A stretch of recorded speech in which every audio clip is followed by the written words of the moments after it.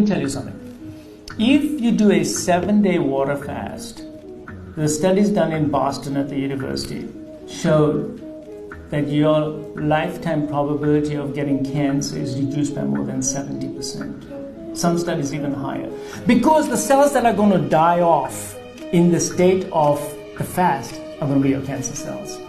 Because your cancer cells, look, if I want to do a PET scan on you, I'm going to give you radioactive material. It's got glucose in it. Well, excuse me, the glucose is really low and the insulin level is really low, so the nutrients that the cancer cells want are not there. Cancer cells do die off. This man exposed the truth about fasting, and now he disappeared. Naturally. Well, for one, you begin by abstaining from the foods or group food that you've been ingesting, allowing the body to release all of what it has accumulated over the years, such as someone that I know someone that eats pork all their life. Now, I saw him just recently, Gustavo, and he's fat. So he had to fast.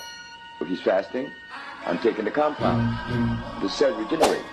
The cells heal themselves by allowing oxygen.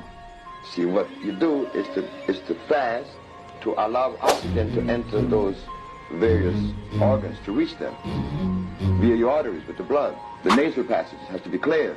It's the fuel of the body.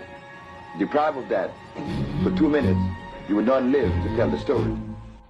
Power of fasting can create some serious damage to a cancer cell. Now, there's a very interesting study that I just read that was looking at certain genes that were either expressed or suppressed by doing a 30-day fasting program. And what this group of people did is they fasted only between dawn and sunset, roughly about 15 hours for only 30 days. Certain genes will turn on cancer and certain genes will turn off cancer.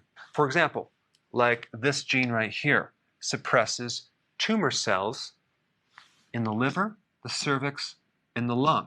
It was increased or enhanced by 9 times. Here's another gene that normally suppresses liver cancer cells. It was enhanced by 14 times.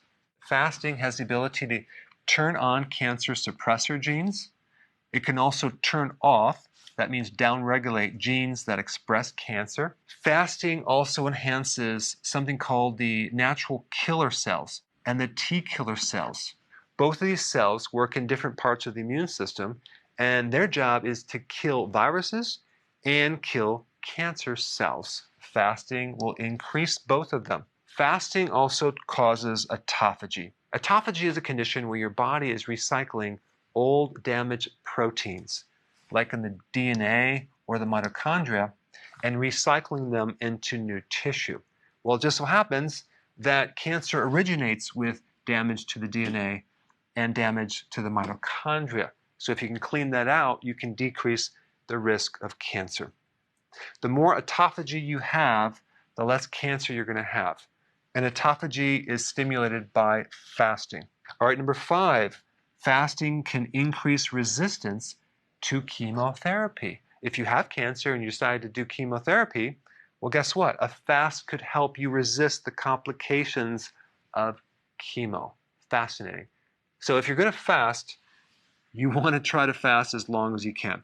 But you also want to take nutrients as you fast. This is very, very important, because if you're fasting for a long period of time, and let's say you're already deficient in nutrients, that can seriously create a weakness within your immune system. Just to make sure, you want to take nutrients when you fast. As long as you're not taking any significant calories, you're going to get the benefit of fasting. And very soon, I'm going to release a video on probably one of the most amazing success stories that I've ever heard in my life. This should be the success story of the decade, where someone had stage 4 cancer and completely reversed it doing fasting.